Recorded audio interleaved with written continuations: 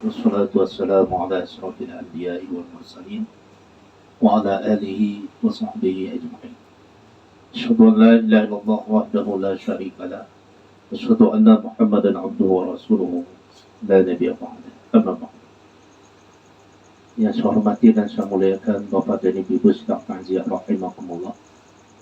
Secara khusus pada Ahlul Bait yang pada kesempatan ini sengaja kita datang dan kita kunjungi sebagai bentuk solidaritas kita sebagai umat Islam, di mana baru saja kita mendengar sore tadi menjelang asar yang berpulang salah seorang daripada keluarga kita di sini di Aceh, dan kita mendengar tadi juga sudah diselenggarakan dengan cepat. Bapak dan Ibu berhadir, sungguh pun demikian kita sedang berada dalam duka ini, kita tetap juga bersyukur kepada Allah, karena sesungguhnya di samping duka dan ujian dan cobaan itu senantiasa juga mengalir rahmat dan hikmatnya dalam bentuk yang lain. Salawat dan salam Allahumma salli ala Muhammad wa ala ali Muhammad kama shallaita ala Ibrahim wa ala ali Ibrahim. Bapak dan Ibu-ibu yang hadir, pertama kita semua yang hadir tentunya sama-sama mengucapkan turut belasungkawa dan berduka atas berpulangnya almarhum kehadiran Khalidnya. Atas musibah ini tentu harapan kita semua yang diiringi dengan doa, semoga almarhum ditempatkan oleh Allah di tempat yang terbaik di sisi. Amin ya rabbal alamin. Dia mendapatkan rahmat setinggi-tinggi rahmat di sisi khairul rahimin, di sisi sebaik-baik pemberi rahmat itu. Semoga dosanya diampuni, semoga amalnya sekecil apapun yang pernah dia perbuat dilipat gandakan oleh Allah Subhanahu wa taala. Terlebih-lebih lagi kita mendengar juga tadi sedikit tentang almarhum ini adalah orang yang dibukakan Allah hatinya untuk mencurahkan kasih sayang kepada saudara-saudaranya. Saya mendengar tadi beliau adalah orang yang sangat perhatian kepada keluarganya, walaupun jauh di sana ya Bapak Ibu ya, tapi dia selalu memberikan perhatian. Maka oleh sebab itu tentu doa yang bisa kita kirimkan lagi. Namun demikian tidak salah juga kiranya keluarga ya, kita semua ini agak jarang juga kita lakukan. Kalau ada keluarga kita yang meninggal jauh, umpamanya kita tidak sempat menunaikan sholat jenazahnya, kita dengar dia sudah berpulang, maka kita boleh melakukan yang disebut dengan sholat gaib. Sholat gaib, ya, dia jauh dari depan kita, dari hadapan kita, dan kita ingin senantiasa mendoakannya, maka lakukanlah sholat gaib itu. Ya, sholat gaib. Apa? Karena hakikat dari pasar sholat yang kita tunaikan itu adalah permohonan kita kepada Allah. Mudah-mudahan yang berpulang itu semakin diringankan beban-beban ataupun kesalahan-kesalahannya. Mungkin nanti keluarga di rumah ini atau di mana boleh melakukan sholat gaib. Ya, pelaksanaannya tetap saja sama dengan pelaksanaan ketika kita sholat dan hadir jenazah di depan kita. Ini perlu kita biasakan. Kemudian atas semua ini tidak banyak yang kita sampaikan karena waktu saya semakin dekat. Pertama, tentu kita yang ditinggalkan merasa berduka, tapi itu adalah kehendak Allah Subhanahu wa taala. Ma asaba min musibatin fil ardi wa la fi anfusikum illa fi kitabin min qabli an nabra'aha. Nazalika Allah yasir. Tak satu pun kata Allah musibah, bencana, kejadian yang menimpa dirimu dan juga bumi ini, kecuali sesungguhnya itu sudah tertulis di dalam kitab di Lauhul Mahfuz. Ya, sebelum kami menunaikannya. Jadi semuanya sudah ada suratan.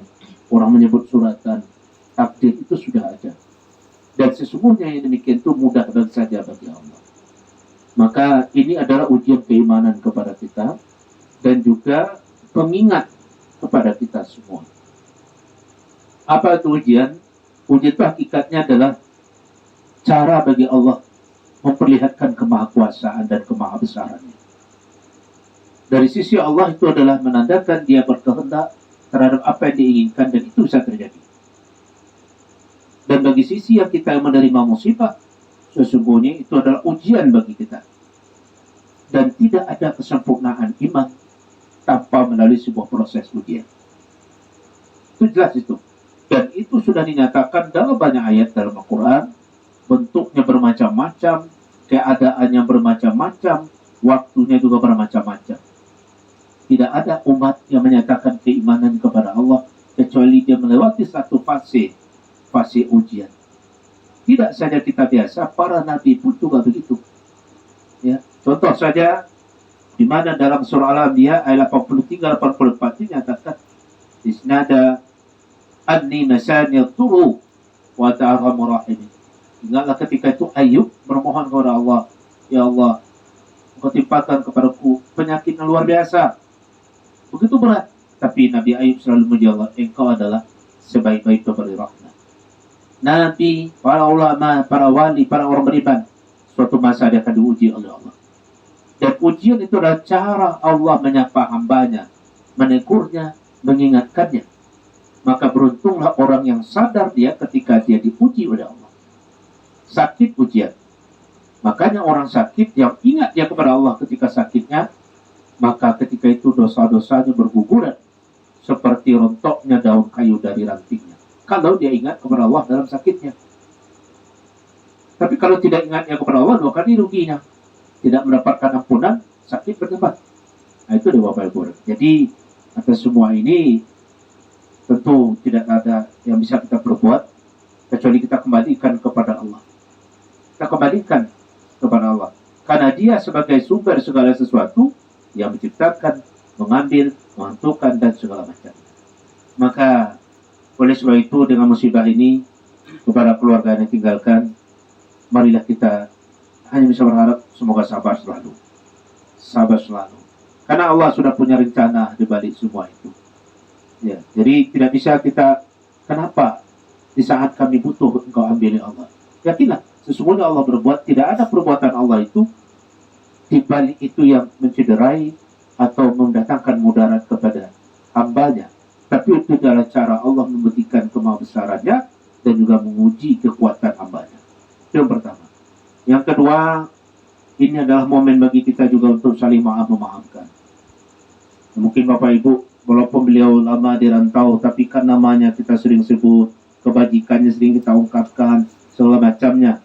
Maka tidak salah kiranya kesempatan ini adalah kesempatan kita paling memaafkan. Bagaimana Ahlul Bait mereka memaafkan kami nanti kepada masyarakat sekitarnya nih.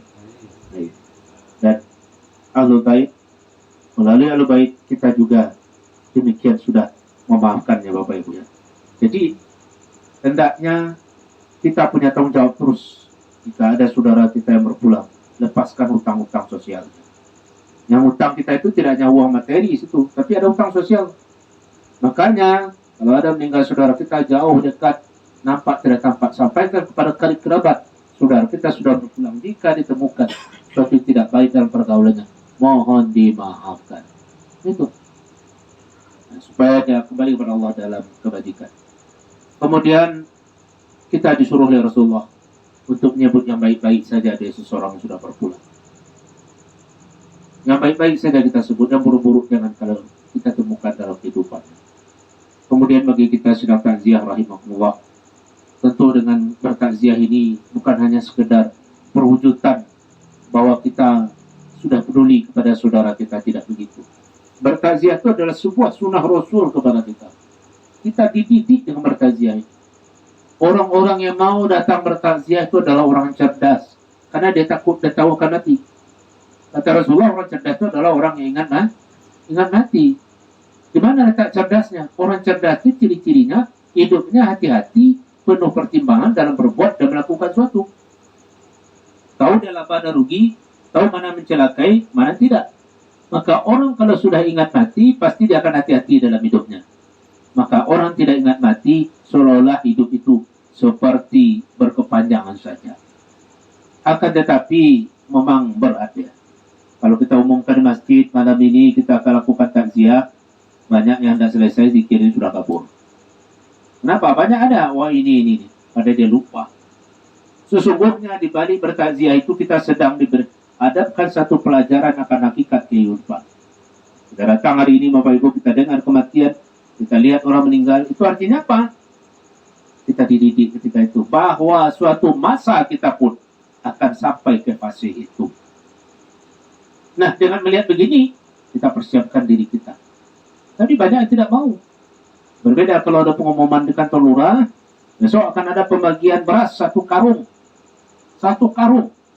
Besok pagi datang, jam 5 sudah datang. Rupanya 1 karung isinya sudah 1 gantang, 2 gantang. Tapi orang mau antrian. Kenapa? Itulah dunia. Tapi kalau untuk berkumpul ini tidak banyak. Maka beruntung kita bapak-bapak dan ibu-ibu yang hadir. Ya, kesempatan ini semakin menguat iman kita.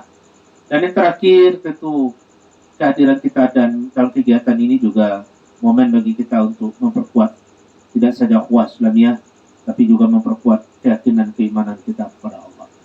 Kullu nafsin za'iqatul maut. Setiap diri yang bernyawa pasti mati. Inilah kita ingat Bapak Ibu beradir. Kalau kita sudah jauh-jauh mengingat mati, memang hidup ini sesuka-suka hati kita aja. Ya, semuanya seolah kita menguasai, semua seolah kita yang memiliki, ternyata tidak. Dan kematian itu ada sesuatu yang Allah rahasiakan di ilmunya kepada kita. Bapak Ibu berarti, jadi itulah sedikit tausiah agama kepada kita. Mari kita tingkatkan ketakwaan, keimanan kita, dan kita selalu menyeru, marilah kita kaum muslimin, jangan jauh-jauh dari Allah, dekati rumahnya, ya, jangan jauh-jauh langkah kita dari rumah Allah. Kita tingkatkan ibadah kita. Dan yang terpenting, jaga satu hal yang selalu diingatkan Rasulullah, apa itu sholat. Rasulullah itu pernah meneteskan air mata. Banyak orang berkata, kenapa menyebut umati? Tapi ada satu lain yang diteteskan air matanya Rasulullah. Apa itu? Mengingatkan kita akan sholat, kata Rasulullah. Nah, itulah Bapak Ibu, kita ingatkan keluarga dan diri kita untuk selalu menjaga sholat. Demikian saja tausiah singkat kita ini. Semoga bermanfaat bagi kita semua. Semoga doa kita dijabah oleh Allah. Almarhum ditempatkan tempat terbaik sisinya. Dan semoga kita yang masih hidup ini tertempuh juga oleh kita jalan yang lurus, terhindar dari jalan yang buruk yang penuh dengan durjana dan laknatnya. Amin.